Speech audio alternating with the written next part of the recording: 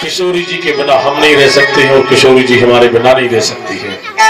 तो सज्जनों, किशोरी जी कौन है? राधा रानी कौन है? कन्हैया की पटरानी नहीं है, ना पत्नी है, ना ऐसा बोलना चाहिए, पर कौन है? कन्हैया की ऐलादनी शक्ति है श्री किशोरी जी, यानी कि उनकी इष्ट है, उनकी गुरु है कृष्ण जी। ऐसे समझो, कृष्ण की जो छाया है वो श्री किशोरी जी, किशोरी जी की जो छाया है वो श्री कृष्ण जी। ऐसे समझो, एक प्राण देह दो, प्राण एक है शरीर दो। ऐसे समझो, नीचे से एक ज्योति निकली है और जाकर के ऊपर दो भागों में परिणत हो गई। तो कृष्ण ही राधा है, राधा ही कृष्ण है। सज्जनों, उस समय जाकर के उद्धव के लिए अभिमान हो गया था, और उद्धव हमारे कन्हैया के परम मित्र थे, और मेरे गोविंद ने उद्धव के अभिमान को दूर किया। सुखदेव जी कहते हैं, राजन आगे चलकर के बड़ी सुंदर कथा बताई। कन्हैया जाकर के कुब्जा के घर पहुंचते हैं। वैसे भागवत जी में बताया कि कन्हैया का विवाह हुआ है कुब्जा के साथ, और 10 बेटे हुए हैं कुब्जा के यहाँ, ऐसा भागवत जी में लिखा है। इसके बाद कुब्जा के ऊपर भगवान कृपा करते हैं। जरासंध को मालूम चला, जरासंध ने जाकर के महाराज मथुरापुरी के ऊपर चढ़ाई कर दी। वो 17 बार चढ़ाई की है मेरे कन्हैया ये मथुरा में जरासंध ने, और कन्हैया ने जाकर के जरासंध के लिए 17 बार हराया है।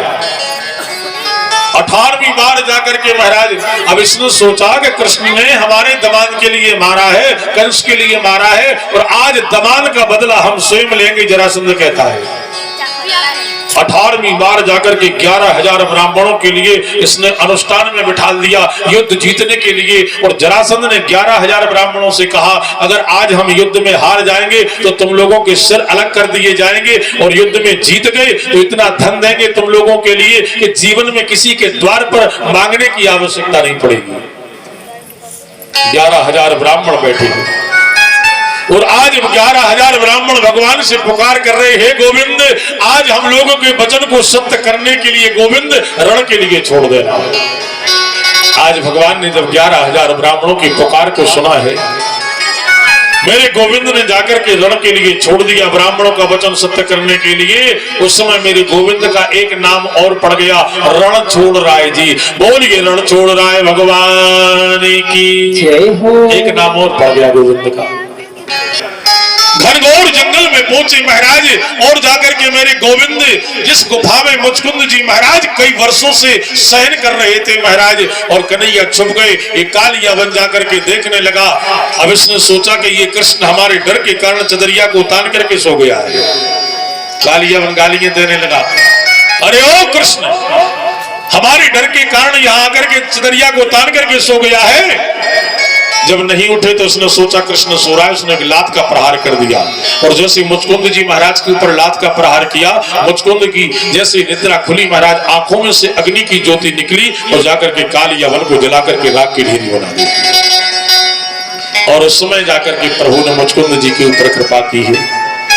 जरासंध ने जंगल में चारों तरफ से आग लगा दी महाराज। कृष्ण बलराम चले जा रहे थे, और जब जंगल में चारों तरफ से आग लगी तो कन्हैया ने जब उस अग्नि के लिए देखा तो कन्हैया और बलराम जी एक छलांग लगाते और जाकर के समुद्र में कूद गए।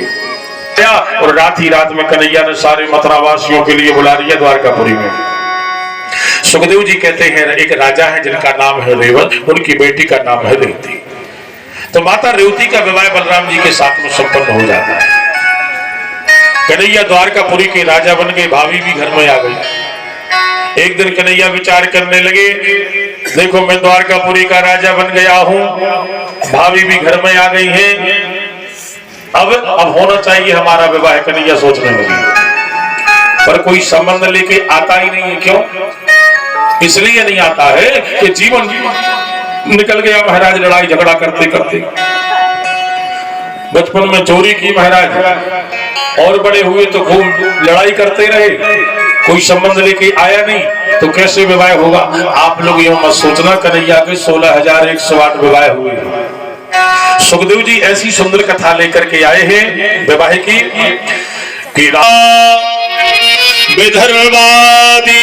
विदर्भाधिपतिर्महान् तस्या पंचा भवन पुत्रा कन्यैका च वरानना। माता रुक्मणी कहां की है सज्जनों, मालूम है? माता रुक्मणी है विदर्भ देश की। भीष्मक जी महाराज कहां के हैं? विदर्भ देश। विदर्भ देश किसे कहते हैं? महाराष्ट्र के लिए।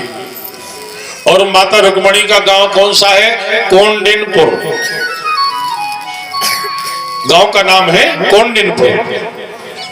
पर कुछ लोग मानते हैं कि यहाँ जो कुंडलपुर है, माता रुक्मणी कुंडलपुर की, पर इस स्थान का नाम है कुंडलपुर और माता रुक्मणी का जो गांव है वो है कौंडिन्यपुर। ऐसा भागवत में लिखे।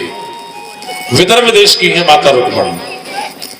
भीष्मक जी के यहाँ 5 बेटे हैं, बेटी एक भी नहीं है महाराज। एक दिन ब्रह्म मुहूर्त में सुबह सुबह स्नान करने के लिए सरोवर में गए, एक कमल के पुष्प में कन्या को खेलती हुई देखा महाराज, और राजा ने उस कन्या के लिए उठाया, अपने घर में ले गए। पत्नी से कहा, देवी हमारे यहाँ बेटी नहीं थी, भगवान ने कृपा की है, आज से हमारी बेटी होगी और इसका पालन पोषण करो। तो सुखदेव जी कहते हैं, राजन आगे चल करके वो कन्या बड़ी हुई। कौन है वो? रुक्मणी। और माता रुक्मणी तो कृष्ण से प्रेम करती है, कृष्ण को अपना पति बनाना चाहती है। एक दिन महाराज परसों बारात आनी है शिशुपाल की, और माता रुक्मणी कक्ष में बैठी बैठी रो रही है। उसी समय रुक्मणी जी की भाभी जी आई और कहने लगी, देखो अगर तुम सच्चा प्रेम कृष्ण से करती हो और कृष्ण तुमसे सच्चा प्रेम करते हैं तो एक काम करो, एक पत्र के लिए लिखो और उसमें लिख दे कि हे केशव, हम आपको पति बनाना चाहती हूँ और हमारा संबंध हमारे भैया ने शिशुपाल के साथ में तय कर दिया है, इसलिए प्रभु आप कृपा कर। 7 फेरे नहीं बताए, 4 फेरे बताए। अर्थ, धर्म, काम और मोक्ष, ये 4 फेरे। हम लोग 7 फेरे बांटते हैं लोक रीति के हिसाब से। कि श्रुत्वा गुणान भवन सुंदर सुनबतांते निर्विश्वकर्ण विवरैर हरितोंगदापम रूपम दृशाम दृशमता अखिलार्थ लाभो त्वयोच्युता विशति चैत्रमुपात्रपम में। उसमें लिख रही है, हे गोविंद श्रुत्वा गुणान भवन सुंदर शृण्वतांते, हे गोविंद मैंने त्रिभुवन में सुना है कि आपसे बड़ा सुंदर कोई और नहीं है। और नीचे लिख रही, हे गोविंद मैंने सुना कि आपने एक से एक राजा महाराजा लोगों के लिए परास्त कर दिया है गोविंद। और मैंने सुना है गोविंद आजकल आप द्वारकापुरी के राजा हैं। पत्र तैयार कर दिया, ब्राह्मण के हाथ में दे दिया। ब्राह्मण देवता पत्र लेकर के माता कन्हैया के पास में पहुंचे द्वारकापुरी। कन्हैया ने जब उस पत्र के लिए पढ़ा, ब्राह्मण देवता कहने लगे, प्रभु हम जाना चाहते हैं। कन्हैया कहने लगे, जाना चाहते नहीं, हम भी साथ में चलते हैं। रथ को तैयार कराया और ब्राह्मण देवता के लिए पंडित जी को पीछे बैठा लिया मेरे गोविंद ने, और कन्हैया स्वयं रथ के लिए हाँकने को बैठ गए। और जैसे रथ को हाँकने को तैयार हुए, सामने से बड़े भैया आ गए बलराम जी। अब देखो कन्हैया है, छोटे बलराम जी हैं, बड़े कन्हैया बहुत डरते हैं दाऊ भैया से, बलराम जी से। बलराम जी ने पूछा, क्यों लाला कहाँ जा रहे हो? अब डर के मारे कन्हैया कहने लगे, बड़े भैया हम यहीं जा रहे हैं। दाऊ भैया कहले, कहाँ जा रहे? गांव का नाम होगा, काम का नाम होगा, कहाँ जा रहे हो? पीछे जो पंडित जी बैठे थे, पंडित जी कहने लगे, कन्हैया जा रहे हैं कौंडिन्यपुर, वहां माता रुक्मणी का स्वयंवर है ना, और कन्हैया वहां जा रहे हैं स्वयंवर में। बलराम जी ने सोचा, ओहो आज मुझे मालूम चल गया कि मेरा लाला तो बड़ा हो गया है, विवाह का हो गया है, और वहां माता रुक्मणी का स्वयंवर है और मेरा गोपाल जाए, बहुत अच्छी बात है। रथ के लिए तैयार कर दिया, सैनिक सुरक्षा में रख दिया बड़े भैया ने।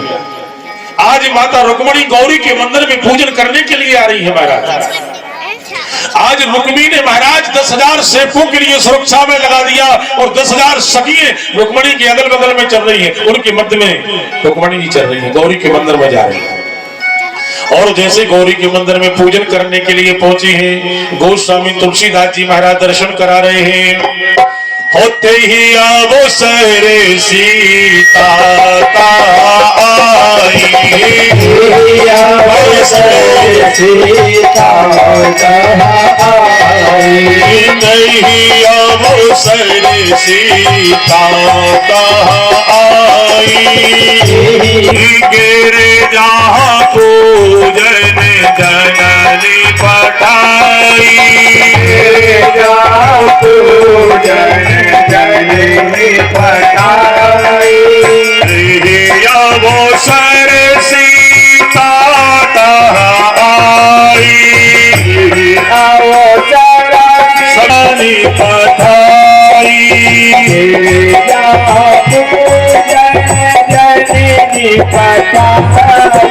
सामने सखी सब शोभागे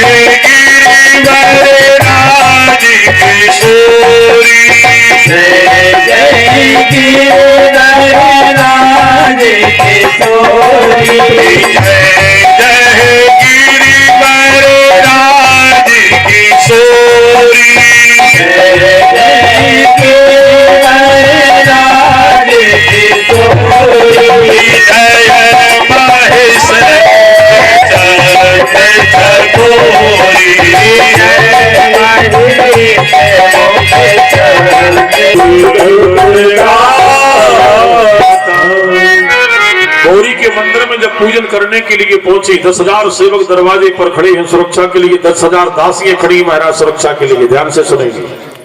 गौरी के सामने जैसे पहुंचे, नमस्ते त्वाम्बके भीष्णं स्व संतानितां पति भूयात् पति में भगवान कृष्ण से जन्मोदिता।